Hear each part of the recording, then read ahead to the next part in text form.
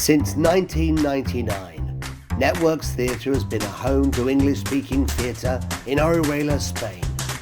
The theatre, founded by Nick Moore, has presented over 110 shows. From children's shows through to plays, musicals, theatre and education, and our proud history of 18 specially written pantomimes. Pull up a chair and join us as we meet another of our wonderful company in Networks Theatre, Conversations With. Hello everybody and welcome to another episode of Networks Conversations With. It's our chance to catch up with some of the actors and actresses who have played a really important role in Networks across our 22, now 23-year history. And this morning we're going off to the city of Murcia to chat with Roberto Hernández Gomez. Good morning, Roberto. Hi there, Nick. It's great to see you. How is everything with you? It's quite fine, quite fine. I'm studying here in Murcia, the career to become a professional actor. Okay. And I'm just stressed up with many works and jobs to do, but sure. How many years is that course? Is it 4 or 5? It's 4 years, but I decided to repeat my second year when the pandemic came. Right. So you were given that opportunity. You could repeat it if you wanted to. Yeah. Wow, that's a brave decision. Yeah, many teachers told me that. But yeah, because a lot of people want to finish as quickly as possible. No, but for me, it's my second degree, and I had to take all the advantages I could from it. Yeah. I'm really enjoying my stay here at the school. So I don't want to finish it early. Sure. I want to finish with guarantee, with all the knowledge I can. Yeah, absolutely. Now, as many people know, from the show Odysseus, when we finished that show, I had the idea of having an actor in a spotlight and then a list of the number of shows they'd done.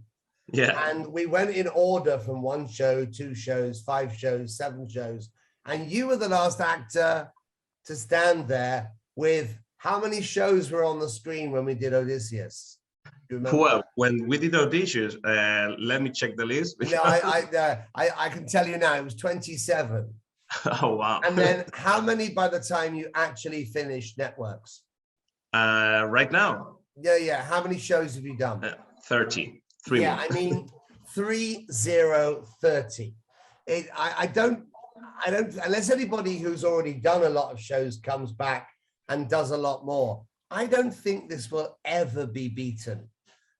It's quite phenomenal. So let's get down to it, shall we? We need to try and talk about 30 shows, which we won't have time for, but I'll try 30 shows in 30 minutes. Yeah, absolutely. Go. No, okay. Your first show, I think you're about 7 years old, was December 2000. What show was that? Yeah, Robin Hood, the very first Robin Hood. Yeah, absolutely. What do you remember about it? Well, I remember I had no idea where I was going through. I didn't have a clue of English speaking. I, in fact, remember my first approach to you was to tell about that my dog in my country home had just given birth to puppies. Yeah. I don't know why I want to share that news. Yeah, and I got to you and I told you in Spanish, and you were like, "What? What are you saying?" It's still pretty much the same now, but I do love dogs, as you know. Robin Hood, I can picture you in a light blue T-shirt with maybe a tree on it. Were you peasant number 4, number 3, 4? That's a great role. I was chatting to Pedro Murcia recently, and he said that he was in his first show, he was narrator number 4. So there's something special about the number 4. So you were about 7 years old. Who was your teacher at Networks? Ken O'Carroll. Ken. Now, Ken gave you what for me was a very unusual name, but of course for him not. It was an Irish name. your name is famous at networks. What was your school name? Brock. Brock. Yeah. Isn't that a great name? We've never had another Brock. Next course, I'm going to name somebody Brock. But do you know the story why I was named Brock? No. What was that? By that time, Pokemon was like the top show and top video games of all times. And I wanted to name myself as Ash, who was the main character, but just another kid was in the row before me. And he took the name and I was Brock, who was the partner of Ash in the story. Yeah. So did Ken help you with the Irish name Brock? Yeah. Yeah, no, it's a great name. It's totally unforgettable. Robin Hood took you then to, I assume, did you do Treasure Planet or did you miss that one? I was tempted to do it, but by that time I was still very, very, very shy. And although I had so much fun in Robin Hood, I wasn't confident enough to do another show just that close in time. So I waited, and then I as we say in English, I don't think you missed a beat after that. No. December 2001, Bamboo Princess. Yeah, that's right. Did you do Welcome to Sweetville? Right. Yeah. Wow. What did you play in Sweetville? Police officer number 4 or number 3. I don't remember. Oh, well, okay. Yeah. They're now called Rumble, Stumble, Jumble, and Bumble. But yeah. But not then. Yeah. What do you remember about the early courses? The early courses, I remember that, well, in my first course in Robin Hood, I met some of great friends back then, and I was just looking forward to the next show if we could get into the same group, because I remember there were 3 groups, A, B, and C. But my fear was that not everybody would be in the next show, or not every one of us would be in the same group. But when I did Bamboo Princess, I saw that I met new friends, and for me just was like great, because I'm in my school period, as I have told you, I was very shy and I didn't have much of a social contact with other kids, and Networks gave me the opportunity to know other children from other schools in Orihuela. Absolutely, yeah. Your school was Angles Marjon? Yeah, that's what I don't know how I remember that, but I that was another thing that it made it harder for me to getting new friends, because I remember that in Networks there were many students from El Carmen, from Oleza, from Jesus Maria, Santo Domingo. Santo Domingo, yeah. But Andres Manzon, I remember we were just, that I knew, 2 or 3. Yeah. In fact, my first show, I did Robin Hood because another friend of mine was Carlos. He was in my class with Ken, and he started doing the Robin Hood play. And I joined afterwards. I joined like 3 days afterwards or a week afterwards. Because my mother encouraged me to do it, because I didn't want to. Yeah, no, good. I love it when the parents are behind it as well, because they can often see the benefit of doing theatre, not only from an educational point of view, but a kind of just being with other people, as the Spanish would say, convivencia. You know, just being with other people, and how it's so positive. Okay, so as you got older, you started to get bigger parts. That's kind of how it works with the theatre, isn't it? By the time you got, I really want to talk about Flight. Wow. Because nobody who I've interviewed so far has been in Flight. Sometimes shows get repeated, like pantomimes and things, but Flight celebrated 100 years of man's first powered flight. Yeah. Now call it capriciousness, but I'm allowed to kind of schedule the shows I want to schedule. So I chose to do Flight. What do you remember about it? Well, I remember that for me, it was like the first time I saw magic in on stage, because when we built up the entire plane, we passed from a cage, like a small Yes, yeah, we built a small kite, and it yeah. descended it was kept in the ceiling of the theater, Yeah, and that's it right. came down.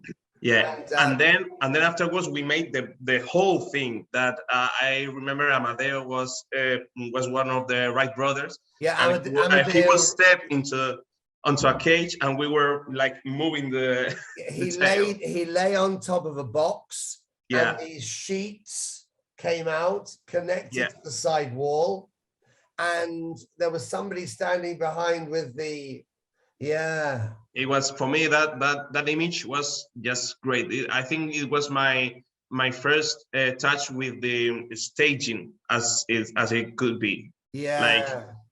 yeah, The story of the Wright brothers to me is that show actually had a 12-minute opening. hmm. A simple petrol engine. Yeah, that's right. One wing up high, bam, bam, bam, bam, bam. Then wind and rain. I can't remember. Ending. Anyway, Well, yeah. I was like 11 years old. No, 10 years old. Okay. Jose Manuel Markov, curly haired Joseph. It's his favorite poster. So we should say hello to Joseph.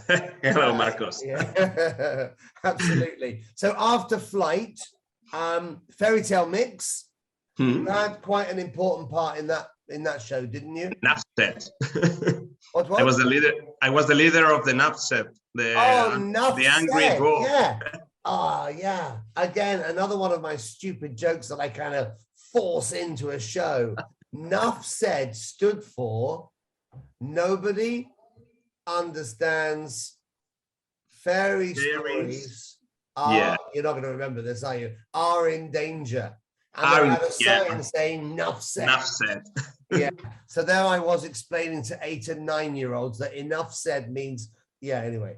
Yeah, you played Grumpy, which was the dwarf. The revolutionary leader. Revolutionary, yeah.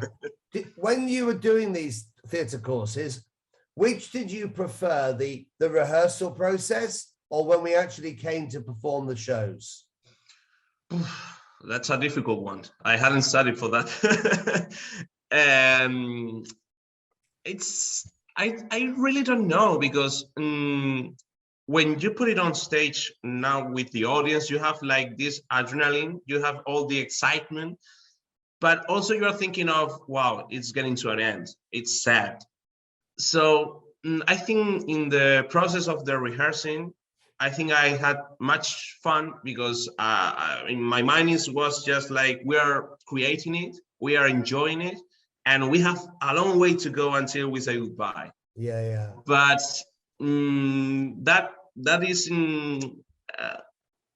I don't know. The moment when you just finish everything, you finish the play and you have all the applause from the audience is another thing that I can deny is great. Okay. When you got older, you moved into the older group, of course, as people do. Your early shows were Prince and the Pauper. Great show. That's where I met Joaquin Montesinos, and for me it was like, wow, Henry VIII is prominent. Yeah, it was an interesting story, of course, because it's based on the Mark Twain novel about two boys who interchange. One becomes the prince or the son of an heir to the throne of Henry VIII, and the other one, the prince, becomes the poor boy. Yeah. And what do you remember about performing in the show? Do you remember any part of the story, or what was your part? It's hard to remember for me. I don't know why, because it was a great play, a great story. I think apart from Flight, was my first period drama. Oh yes, yeah. And I quite enjoyed about the costume designs, because Yes, Dennis has yeah. always done an incredible job with the costumes. But in that show, it was like a higher level. It Sure. was like, wow. When I saw Joaquin Montesinos, and then in my history class I saw a portrait of Henry VIII, it was like, wow. Yeah, Dennis, I should really say that I write and direct the shows, but we're also massively lucky to have Dennis Carpenter, who not only designs the costumes, but then paints the scenery as well. And every time he does the most amazingly imaginative work, and we really are so lucky to have him. I'm sure Ines editing this will put some pictures of Prince and the Pauper on the screen to see some of the costumes that he created. Okay, so we're now getting into the kind of mid-teens where you're getting the bigger roles. Robin Hood and the ABBA Silver Disc. Wow. Well, I participate in the second part, the Prince Strikes Back. Ah, you were not in the first one. No, I missed their revival. Yeah, so you were in the second one. Yeah. Playing Friar Tuck. So that means that somebody who was in the original didn't repeat. Jose Sebastian. Yeah, I think he wasn't available. He was studying or something, and you stepped in. Yeah, in fact, I remember us meeting next to my house in the park, and you told me I really need this. I really need you to play this part, and I was like, oh, it's only a few weeks to go. I don't know. I was not that shy, but I wasn't confident enough. Okay. So, okay. but you encouraged me, and I say, okay, right, let's do this. Okay. Yeah. Robin Hood and the ABBA Silver Disc is the first part, and the second part is the Prince Strikes Back. Yeah. The bingo game. Yeah, the game of bingo. Absolutely. Yeah. What do you remember about the show? The game of bingo was just like the winner takes it all. In one side we have Pedro Murcia with his cape, yeah, and in the other one we have David Verdejo as Robin Hood. It was such fun. It literally was a line of the song and then a bingo number, wasn't it? Yeah. I don't want to talk on its own, number 7. About things we've gone through. It was a bit of a tricky one to rehearse, wasn't it? Yeah, it was. Yeah. You participated in the first time we did Odysseus in March 2008. That show, which of course we presented in our small theatre, we then took that to Teatro Circo. Yeah. How was that experience? It was great. It has been the only time I stepped on the stage in Orihuela, in Teatro Circo. For me, it was like a total discovery. I think that was the first time that I stood before myself and I say, can I do this for a living? Okay. Because by that time I didn't know what to study. But when I stepped on the stage in Teatro Circo, I saw the great space we have there. It was like, wow. I really want to do this. I don't know if I would be able to, but I want to. And with Odysseus, I have a special memory because also it was the first time that I discovered the group of Queen. And it has become one of my favorite bands of all time. They're great songs, aren't they? Yeah. People often say to me, or they have often said across the years in the old theatre, why don't you do your shows in Teatro Circo? So you've got a group of 9, 10, 11, 12, 13-year-olds on our stage. Everyone's packed in like that, and you're so close to them. Teatro Circo, they asked us from the town hall, would we go and do a show there? So we went across with Odysseus. We had sound problems, we had technical problems, and it's really hard. It really is. Yeah, I'm glad it was a positive experience for you, because that's what it's all about. Scarecrow Girl. Well, Yeah, I don't have like many memories from that show. I just remember myself with a French flag doing my That's French right. thing. Yes. Yeah. Part of Loella's fantasy was that she could speak fluent French. Yeah. And you came on draped, as they say, draped in a French flag. Yeah. Yeah. No, I remember it was like a dream for me because it's the atmosphere was so oniric, but I think it's because of this that I can't remember anything of Can't that remember show because anything it at was all. like Yeah, no, sure. I mean, the thing is, I remember when the shows used to end in the early 2000s, and I would like have a tear because I was so emotional that the shows were ending. And then by the end of it, it's like, there goes another one. Okay, come on then. Along came the next script because at that time, of the 107 productions we've done across the years, I've written 55 unique shows. And that was a time when we were rehearsing one. We were about to start another one I'd already finished.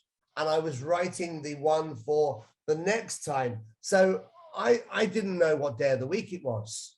I was working absolutely flat out. Okay, so after Scarecrow Girl, I'm trying to go down the list now, remembering what you were in. Remembrance. Remembrance. Wow. Okay, tell us about Remembrance. This is May to November, no. 2008. November 2008. Yeah. What do you remember about it?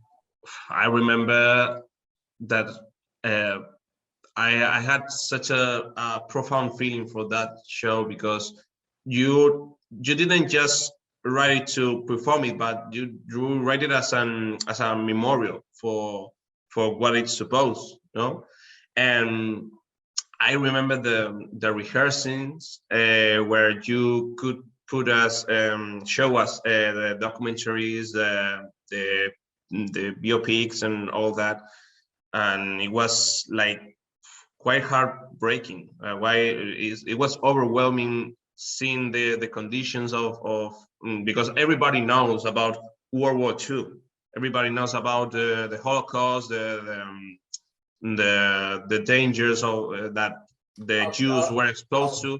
Nazism, yeah. Yeah, but World War One for me until then it was like everybody talks about World War II, but which was the one? Sure. And I truly believe that World War One was I think harder than the second one.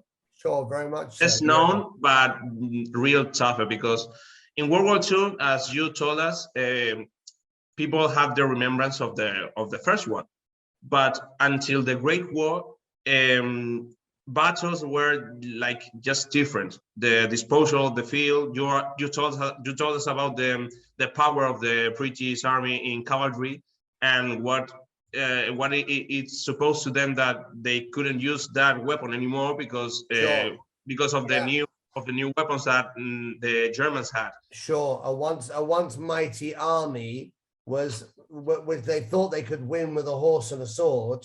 Yeah. Suddenly found that they were being shot to death by weaponry. So it was a very moving experience. Again, another brilliant opportunity given to us by networks where I've just been given the chance to present the story of the Wright brothers through to Fairy Tale Mix, through to Kindertransport, through to Remembrance. We've been so lucky that we've been able to do this across the years. Yeah. Okay, so we've got down to Remembrance. What about Frank? Oh, Dick Whittington. Dick Whittington. Was that your first pantomime? Yeah, it's my favorite panto of all times. And I also have a special memory for the role of the cat played by Laura Gomez. It was outstanding. It was superb. I really enjoyed Laura as a cat. It was fantastic. She had only one word in the entire show, but the how she expressed that word in different ways, in different situations, how she sang. Do you remember her line? Wow, it was like meow. That was the one. Yeah, isn't it incredible? When you do theatre, you also learn other people's lines. Isn't that incredible? It's amazing. No, it's good. We've done a conversations with Laura, and we spoke about that, and she's a wonderful performer. She really is. She is. What was your experience of pantomime?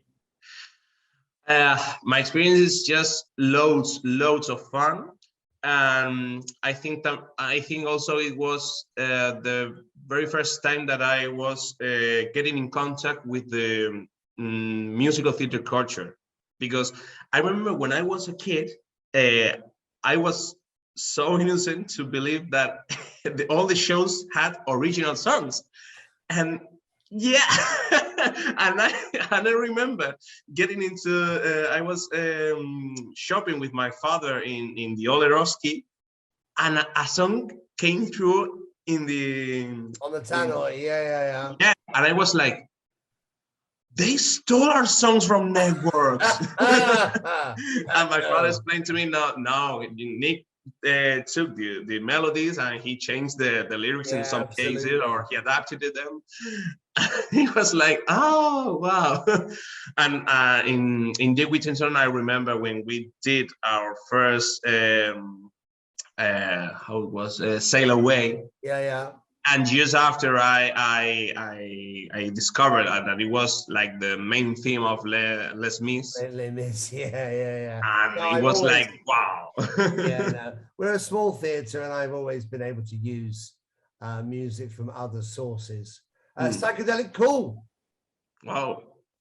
Again, really psychedelic and really cool, that play was. Yeah, were you a hippie or a greaser? I was the only hippie who had real long hair.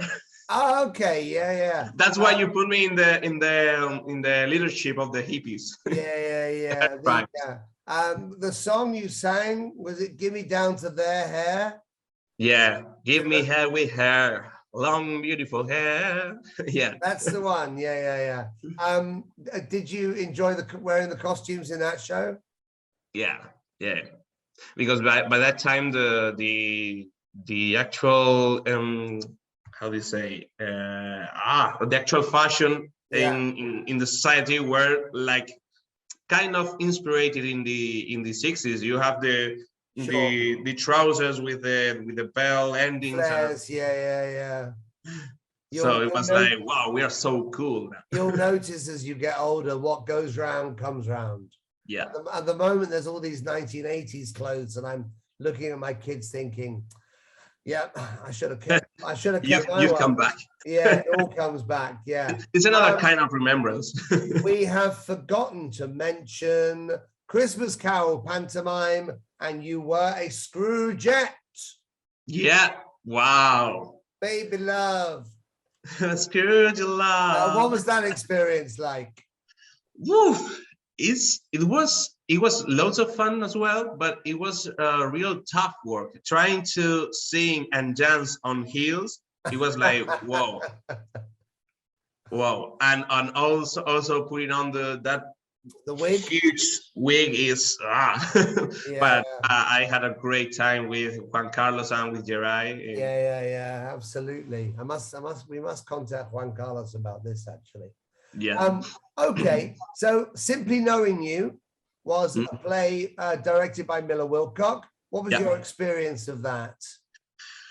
It was my first, I would say, off networks experience, because it was a play of just 4 actors. We have a like high responsibility, because in other shows you can play the main role, you can play like the ensemble work, but you have like changes of scenes, and you can like rest between scenes or think and organize the next one. But with Simply Knowing you just couldn't do that, because you were like all time on stage, all time playing like a real drama story, because it was like love and well, it was like quite intense. And I had the opportunity to share that show with Pedro Murcia, Maria Gomez, and Marta Vergara. It was like, wow, we are actors now. Oh yeah, absolutely. Yeah. I think that was your last show in the old theatre. Yeah, I I'm just think looking so. at the list. I think it was. Yeah, yeah, Yeah. it was. And then Yes, and after that, I started college in Alicante, and that what was were you studying the first time? biology. Okay. In fact, I ended I concluded my studies. I am a biologist, and Wow. I also took my master to become a teacher. Yeah. So I'm like teacher of biology, biology teacher. But Wow. yeah, but when I was preparing to opposite no opposite To do the opposiciones, yeah yeah. to The yeah state exams. yeah when I was preparing for that, I just like this isn't quite for me. I like being a teacher, but for me being an actor is like better.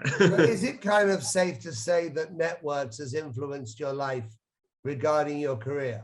Totally.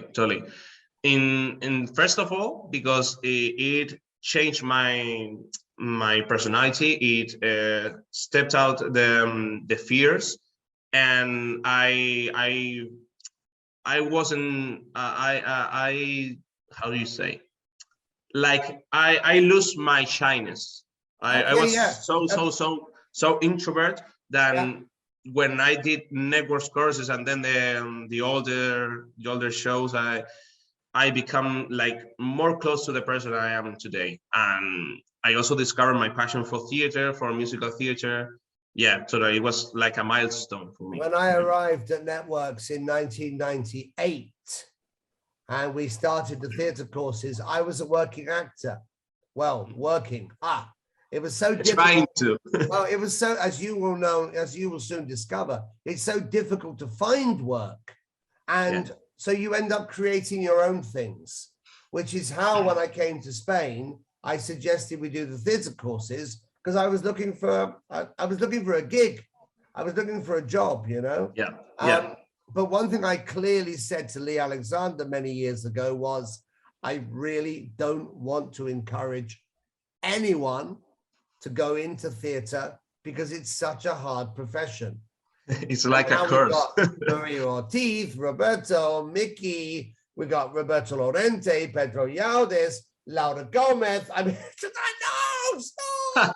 It just stepped out of your hands. It's under control. It's not under control anymore. Yeah, absolutely. So we're now in the big theatre, which we moved to in May 2012, and you kind of slipped into Titanic, didn't you? Yeah, but that was I ended my studies at Networks because I finished my first certificate. Yeah. And I also started college. So I thought that for me it was like this could be the end. Yeah. But then you proposed to me a small part in Titanic, and as I am fascinated with the story of Titanic, I couldn't say no. So Am I right in saying that you had one line? Yeah, I was the master of ceremonies in that show. Do you remember the line? Oh no, I know it was like coming into the great hall to become the ball. Ladies and gentlemen, please take your partners for the Titanic ball. Yeah, that was your line. Yeah. It was like coming back to my my youth. Yeah, my first line. But the thing is, even though you only had one line, you were in the opening song, you were in the class song, you were in the Stoker's song. Or the soccer song. Yeah, it was like a real rock song. And I remember many people that who didn't know me when we were out saying hello to our friends and all that. They got to me and they say, wow, I love the way you sung that song. And it was like, it was an ensemble song. How could you hear my voice? But they say they could. And I remember Steam, Boom, Power. That was it, wasn't it? Yeah, it was kind of. I think maybe we'll see a little clip of it now. And we are working and moving and shifting and crying and sweating and burning in hell. Sweating and burning in hell. Hell. Hell. Hell. Hell. Move it, man! Now! What time we burning hell? So when you got into the new theatre with Titanic, you then did A Game of Love, where Joe's played.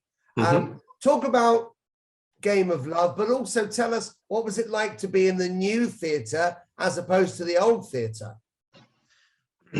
Well, first of all, Game of Love, it was such a beautifully written play. Also Joe chose like the proper songs for each scene, and I enjoyed my character, which it was called Peter, as I recall. Yeah, and I enjoyed very much the story that Joe has written for that part. I enjoyed performing quite a lot, and all the atmosphere created with the angel and the demon, like playing chess with our that destiny. was David Verdeco and Maria Gomez. Yeah.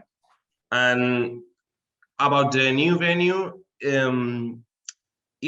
it opened like a wide range of possibilities, because we have like the small room wasn't there anymore. We have like all backstage with our dressing rooms, our storage rooms, and it was quite impressive to getting into that next step in network theater. Yeah, absolutely. We then did Dick Whittington again. Were you in it again in the new theatre? Yeah. You just love it, don't you? Yeah, I love Dick Whittington as much as I did with Odysseus. Yeah, absolutely. We then did Remembrance again, but I don't. Did you repeated it again? Yeah. You've got a bit of Stockholm syndrome, haven't you? You just keep coming back. Yeah. So once I got back with Titanic, it was like my last period at Networks. I did many shows. Yeah, because so you did Remembrance twice, Dick Whittington twice, and then of course Odysseus. Yeah. I'm looking at my list now, and like April 2014, you were the only actor to have repeated Odysseus. And that was the point when you have told at the start of the interview, when I took my paper with the 27 shows, because when we first did it, with Marcos, I had done like 11 shows or so. Right. And I was in the middle of the list. And when we repeated Odysseus, I played the narrator, and I have like the 20 shows. Absolutely, yeah, 27. It's great. It's 27. Great. Yeah. Although of course now it's 30. We're coming towards the end of your time at Networks Theatre for this etapa, the second etapa. Tell us about Kiling Hamlet. What can I say about Kiling Hamlet? I really got into it. I loved the concept that Pedro Murcia had in mind, how he viewed the idea of creating Hamlet, but not just that accurate as the classic play could be, but like quite more contemporary, and also the design of spaces. I loved playing King Claudius. I think it was my favorite character I have ever played at Networks. And also I played the ghost. And in the book, which I have here for I saw the picture the photograph you chose to put in Kiling Hamlet. It's just like amazing. I don't know if Ines could do. Move it across. It's you and David with the ghost. It's you, Daniel Nieves, and Pilar with the the kind of the royal family. Yeah. And then what's the picture on the side of the page? It's me at the shades, staring at Ines, who played Ophelia. Once she has passed away. Okay. Also, wow. I remember I was by that time I was preparing for my entrance at the superior school here in Murcia, and I was preparing with Maria Ortiz, who was also assistant director to this play, and I remember how she tried to put in action the techniques that she has already been taught at the school. And it was quite amazing, because it was just not just putting on stage the play, but to preparing us as an actors with all the tools you can use, the objective, the circumstances that you have to bear in mind. Absolutely, yeah. The emotional memory you can bring to the role. Yeah, and also I remember the special connection that they made David and me to have. It was real intense. We did loads of exercises, and it was a remarkable play. It was very, very enjoyable. Your final show at Networks in this the last show you did was Last Hope. Last Hope. Yeah, absolutely. Who wrote and directed that? Daniel Nieves, and Ines Ruiz. Okay. And what was your part in that? What did you play in Last Hope? I played like I have to remember that. I played like the boyfriend of I can't remember the name. I was like jealous man, very insecure, who tried to control her girlfriend. I don't remember quite. Was it a bit of a baddie role? It wasn't baddie at all, but it was like a very suffering character. Okay. Yeah. Well, Roberto, this has got to be the longest conversations we've had, simply because you've been in so many shows across the years. I wanted to ask you a question I've asked a lot of people, is what do you think Networks has brought to your life? As I told you, for me, Networks is the milestone of my my personality. It has been the first step of my now professional career. Also, it was for me like a second family. As many people have said, we created like a community which has different generations, and it was real cool to see how the older students were stepping next to the new ones. Don't know, it was like another life between my life. It was like we said in choir, in the play of choir, that you were also in choir. I forgot. Yeah, I was. Yeah, and in choir we explain what Networks really is for many of us, that you have many problems outside, you have your own life outside, but once you get into Networks, it's another world where you are free to do things that maybe you are afraid to do in outside. So. Yeah, I mean, choir was, I know we're kind of finishing your chat about the theatre there, but choir was, for me, I really tried to write a show that encompassed that kind of belonging with the group, even though your problems were outside. And I suppose in a way, because I gave everybody these massive problems, it was just, it overpowered the story slightly. And maybe I went a bit crazy with the gun violence one at the end. But again, it was topical. It was in the news at the time. And it was like in Psychedelic Cool, where you put the problems some schools have with the knives and bullying. Again, I was working with a group of teenagers, and this in Britain, and even more so in America, is a serious problem. and It it is. was something that we were able to talk about. Okay, Roberto, it's been an absolute joy to talk to you. We always finish with 2 minutes of silly questions. Okay. And I'm just putting my timer on now, because yesterday I didn't have my timer when I recorded one of the chats, and I'm sure I went on for about 5 minutes. So I'm going to put my 2 minutes on. Are you ready for 2 minutes of silly questions? Come on, let's do this. Here we go. Can you name the members of ABBA? Bjorn. Bjorn. Anna? Anna. Bjorn? Bjorn. Benny? Yeah, and Agnetha? Agnetha. Pizza or pasta? Pizza. Pizza. Can you put pineapple on pizza? No, never. My girlfriend does, and it's just horrible. I like her. What's the name of your girlfriend? What? What's the name of your girlfriend? Nicole. Nicole and Nicholas. I like her. What music are you currently listening to?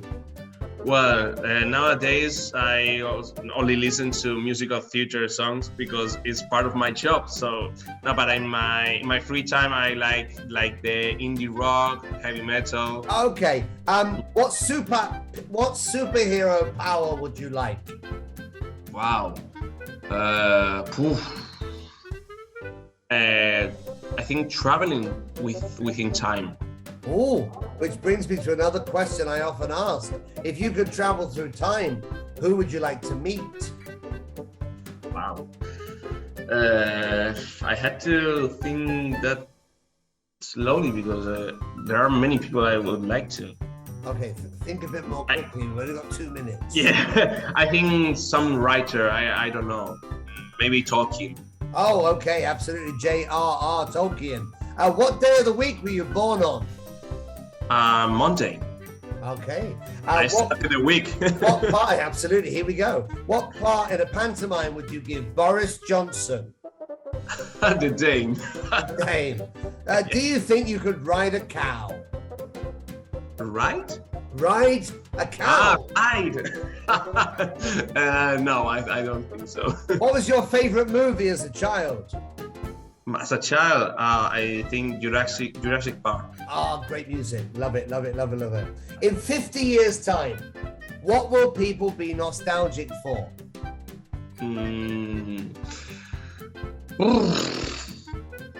Maybe television. Oh. I think television is going to an end because all the new platforms like Netflix and all that.